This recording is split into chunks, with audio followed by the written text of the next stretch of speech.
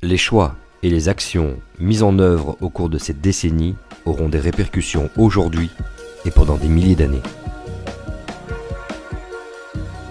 What the fuck is this piece of shit?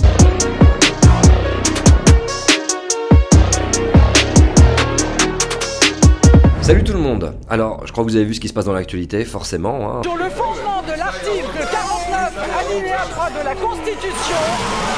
Et forcément, au moment où cette vidéo sortira, il y aura peut-être encore une actualité qui risque d'étouffer l'élément et le sujet principal de cette vidéo, qu'est la sortie du rapport de synthèse du GIEC. S'il vous plaît, il faut pas m'en vouloir, hein. J'avoue, j'ai mis un titre un petit peu racoleur, voilà, c'est fait exprès, c'est pour sortir l'écologie de sa bulle, et moi j'aime bien quand il y a un peu de bagarre en commentaire, donc il est évident que je risque d'avoir énormément de Jean-Marie Cycle Solaire qui vont se pointer en disant « Ah gna gna, ta chaîne est payée par Greta Thunberg et par Soros !» Tant mieux, c'est bien, ça va provoquer le débat.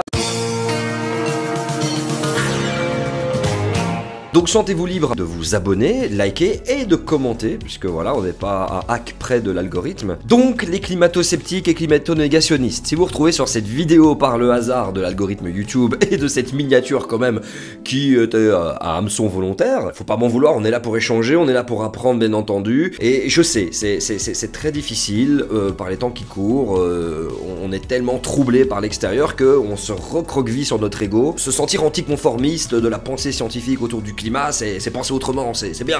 Non, penser autrement ne veut pas forcément dire qu'on a raison, et je précise que tout ce que je dis dans cette vidéo ne reflète pas mon opinion, quoique forcément mon opinion est influencée, mais davantage le discours et les données scientifiques. Donc aujourd'hui, je vais te parler du rapport de synthèse du GIEC, à savoir groupe d'experts intergouvernemental, j'ai toujours dû le prononcer, intergouvernemental d'experts sur l'évolution du climat. Quelques détails sur le GIEC. Il a pour mandat de mobiliser des centaines de chercheurs, des milliers de relecteurs, et puis les représentants de tous les pays, pour fournir une synthèse à un moment donné de l'état des connaissances. Il existe 3 rapports qui sortent plus ou moins tous les 6 ans, avec une échéance environ de 6 mois chacun. Premier volume sur la science du climat. Les évolutions futures possibles, et puis une information climatique qui soit pertinente, justement pour la gestion de risques, pour les stratégies d'adaptation. Donc qu'est-ce que c'est dans chaque région?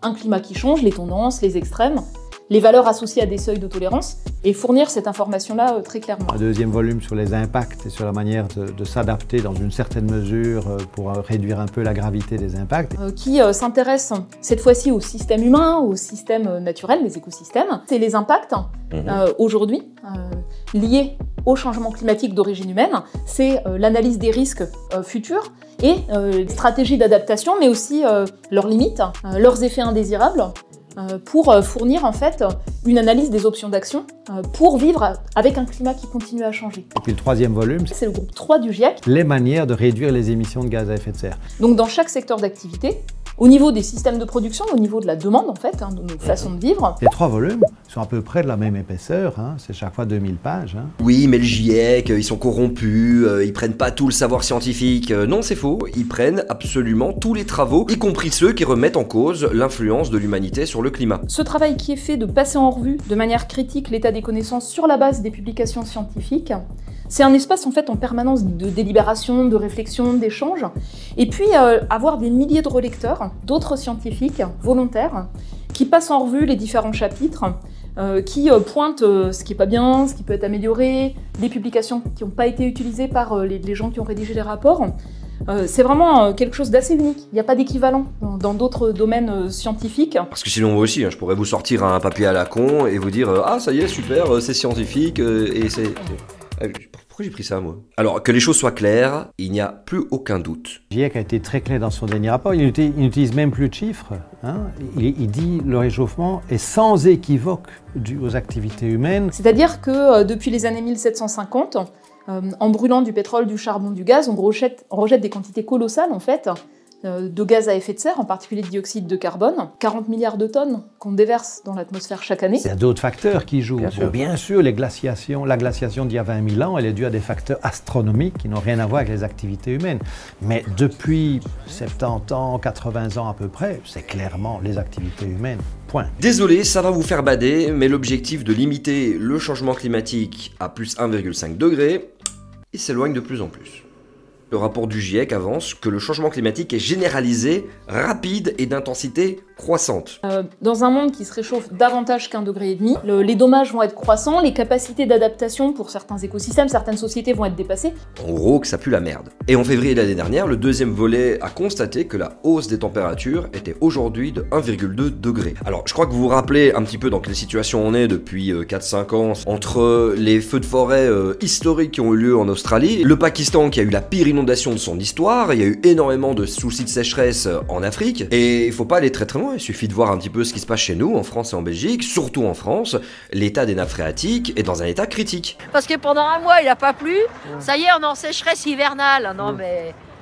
Ah, franchement. Il y a quasiment la moitié de la population mondiale qui fait face à des pénuries d'eau. Et dans un climat qui se réchauffe, c'est un cycle de l'eau plus intense, plus variable d'une saison à l'autre, à l'intérieur d'une année, avec plus d'événements très humides ou très secs.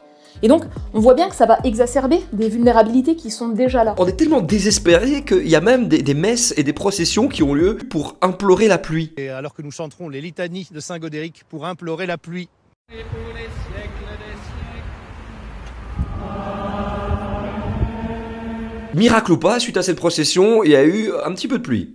Quelques millimètres. Et pour vous dire à quel point 1,2 c'est déjà très complexe, c'est qu'un Américain sur 100 a perdu son logement en 2022 suite à une catastrophe environnementale climatique. Ces phénomènes extrêmes ont commencé à dépasser les limites habituelles que l'on connaissait auparavant et auxquelles nos ancêtres étaient habitués quelque part. Parce que des vagues de chaleur, il y en a eu dans le passé, des inondations, il y en a eu dans le passé. On était habitués, entre guillemets, à une certaine fréquence, une certaine intensité, mais on est sorti de cette gamme-là, on a dépassé ces limites-là. Donc au moins, ce sont deux exemples, mais au moins ces deux catégories de limites-là, elles ont déjà été dépassées en ce qui concerne le climat. Alors mon petit Jean-Marie cycle solaire, si tu croyais que ce problème de climat allait être pour les prochaines générations et que tu allais continuer à brûler des pneus en mangeant du Nutella le restant de tes jours, eh ben c'est raté. Malheureusement, il y a de fortes chances que tu subisses un moment donné de ta vie si tu habites en France. L'apocalypse climatique.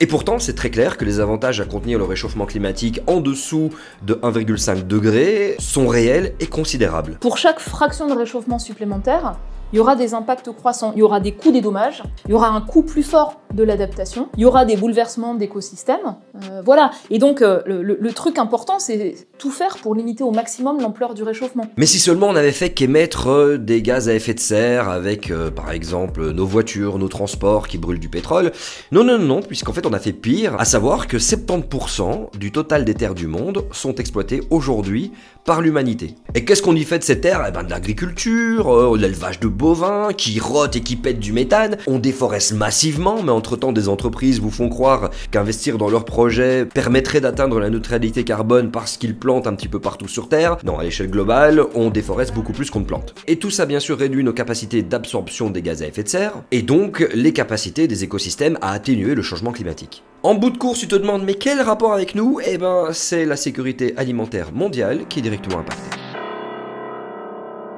On pense qu'il y a à peu près 3,5 milliards de personnes qui sont extrêmement vulnérables aujourd'hui au climat. Et dans ce qui permet d'absorber le carbone, il y a également les océans. Alors en plus d'encaisser des sales produits chimiques à la con ou encore des tonnes et des tonnes de plastique, c'est le premier puits de carbone et malheureusement il en absorbe tellement trop qu'il est en train de devenir trop acide. On appelle l'acidification des océans et les animaux ils n'aiment pas tellement quand ils essaient de faire leurs petits coquillages, leurs petites coquilles dans un environnement qui devient plus acide, bonne chance, ça devient de plus en plus difficile. Donc c'est une menace pour la vie marine. Et une des premières espèces à être impactée là-dedans malheureusement c'est le plancton. Et le plancton, je crois que vous êtes, comme moi, très au courant, qu'il est à la base de la chaîne alimentaire de tout ce qu'il y a dans l'océan. Et alors pour le niveau des mers, je t'en parle même pas, puisqu'avec la fonte inarrêtable des glaciers malheureusement, et de plus en plus accélérée, on parle que le niveau de la mer peut monter entre 1 et 2 mètres d'ici la fin du siècle.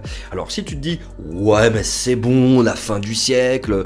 Non, il suffirait déjà que 10 à 20 à quelques centimètres de plus à l'échelle mondiale provoque en cas d'événements météorologiques intenses par exemple, une hausse de plusieurs mètres. Ah oui non, c'est très sérieux comme bail. Toutes les régions littorales, partout en fait, avec la montée du niveau de la mer qui est une conséquence directe de l'accumulation de chaleur par l'océan qui se réchauffe et gonfle, et puis la fonte des glaciers et des calottes. Et comme beaucoup de gens vivent le long des côtes, à savoir plus d'1 milliard de personnes à l'échelle de la planète, malheureusement à cause de l'érosion, beaucoup de gens vont voir leur maison disparaître. Alors combien de temps il nous reste? Je pense que vous avez toutes et tous vu ce décompte qui apparaît pendant une course cycliste, ou encore pendant un match de tennis, et même pendant la cérémonie des Césars. Fallait que ça tombe sur moi, sur la tête de ma mère, fallait que ça tombe sur moi. C'est un délire. Il apparaît comme ça, plic-ploc, et il y a personne qui se dit tiens, qu'est-ce que ça veut dire ce truc? Alors d'où vient ce chiffre? Eh bien, il faut savoir que les scientifiques qui écrivent les rapports du GIEC nous disent qu'il est possible, en agissant maintenant, de préserver notre avenir. Les deux conditions clés pour arriver à limiter le réchauffement, c'est que les émissions mondiales de CO2, donc liées au charbon, au pétrole, au gaz, à la déforestation, elles diminuent fortement pour devenir net zéro, dû à nos activités. On a les moyens d'agir beaucoup plus que ce qu'on fait, et pourtant on n'agit pas assez. Deuxième, méthane. C'est le deuxième facteur de réchauffement. Il y a un enjeu critique à arriver à faire baisser les émissions de méthane, et ça monte fort. Ça a monté fort ces dernières décennies. Puis ça peut être aussi de diversifier son alimentation pour avoir une alimentation plus saine, avec plus de protéines végétales et un peu moins de protéines animales quand on en mange trop. C'est pas le cas partout, il y a des gens qui en ont pas assez. Mais pour cette condition, il faut inverser la courbe des émissions mondiales de gaz à effet de serre avant 2025 si on veut pouvoir respecter le réchauffement climatique à 1,5 degré maximum. Si on dépasse cette échéance, ça veut dire tout simplement que c'est mort, que quoi qu'il arrive, les 1,5 on va se les ramasser. Et d'ailleurs, je vais être très honnête avec vous, les chances qu'on y arrive sont vraiment très minces, quasiment impossibles, mais l'espoir fait vivre. Pendant que des gens sont dans le déni de l'autre côté en disant « il n'y a pas de changement climatique, la technologie va nous sauver », moi j'ai décidé d'être dans le déni de l'espoir. Ça fait du bien. Ouais, je vous promets, c'est salvateur. Bon, les solutions, elles sont connues. Il faut faire plus d'agroécologie, il faut plus d'énergie renouvelable, type éolien, photovoltaïque, mais il est important de préciser que les ENRI, intermittents, ne feront absolument pas tout le boulot. Et qu'il faut surtout, aujourd'hui, faire de la sobriété. Vous entendez ? En gros, il faut arrêter le gaspillage, faire des économies, quoi. Toi ta gueule quand je parle. Donnez-moi votre avis en commentaire, mais quoi qu'il arrive, il y a un élément que vous ne devez absolument pas oublier, c'est que non, et c'est d'ailleurs en référence à la miniature de cette vidéo, les climatologues n'exagèrent pas. La situation est grave, et lorsque nos sens vont capter le bordel, à savoir qu'on va commencer à avoir faim parce qu'on va avoir de plus en plus de pénuries dans les magasins, que l'eau du robinet ne va plus couler, et que malheureusement dehors il fera tellement chaud que tu pourras même pas mettre un pied là-bas à l'extérieur, quand on le sentira vraiment passer chaque été et même en hiver, pour d'autres raisons, ça veut dire que ce sera que le début de la fête. Pendant longtemps, je crois, certaines personnes se sont dit c'est un problème pour ailleurs, pour des régions lointaines, pour des animaux un peu rares dans d'autres régions. Et ce qu'on voit de plus en plus clairement, c'est que c'est une réalité partout, et que même dans les pays les plus riches, on n'est pas prêt au climat d'aujourd'hui et sa variabilité. Les choix et les actions mises en œuvre au cours de cette décennie auront des répercussions aujourd'hui et pendant des milliers d'années. Voilà, c'est la fin de cette vidéo. Alors je suis désolé, il n'y aura pas de catharsis pour le coup, mais vous pouvez bien sûr vous abonner, liker, commenter cette vidéo, la partager tout autour de vous. Et puis n'hésitez pas à aller regarder ce qu'on fait sur la chaîne Limite. On a discuté avec pas mal de scientifiques issus de différents milieux, notamment la climatologie, et ça vous permet de comprendre de quoi il en retourne. Et ce qui est assez cool en les écoutant, c'est qu'ils ont beaucoup d'espoir, et tant mieux d'ailleurs, il en faut, comme je vous ai dit. Donc n'hésitez pas à aller les regarder, ça fait toujours plaisir.